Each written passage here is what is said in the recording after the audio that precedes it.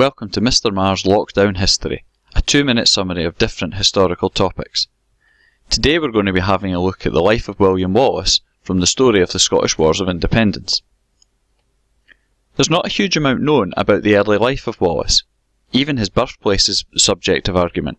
Some people claim it is Elderslie, which is near Paisley near Glasgow. Others claim it may have been in Ayrshire in a place called Ellerslie.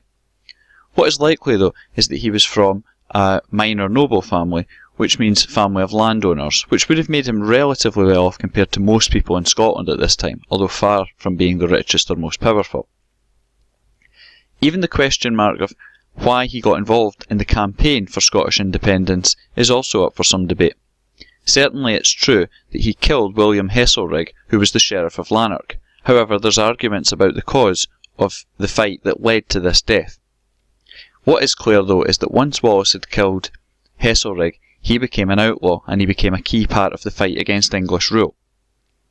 Initially, this was a story of some success. Wallace led a campaign through much of the south, which eventually ended up in Dundee joining together with another rebellion which was being led by a man called Andrew Murray. The two armies were then combined, and they then marched towards Stirling Castle, which they hoped to take control of.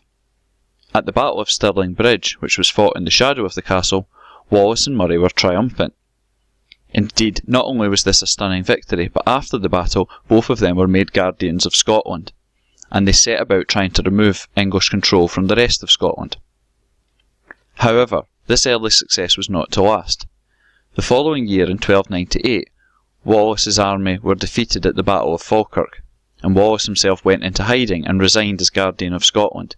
He became an outlaw in his own country. Ultimately, Wallace's end was a sad one. He is believed to have left Scotland for some time, possibly to travel to France and Rome.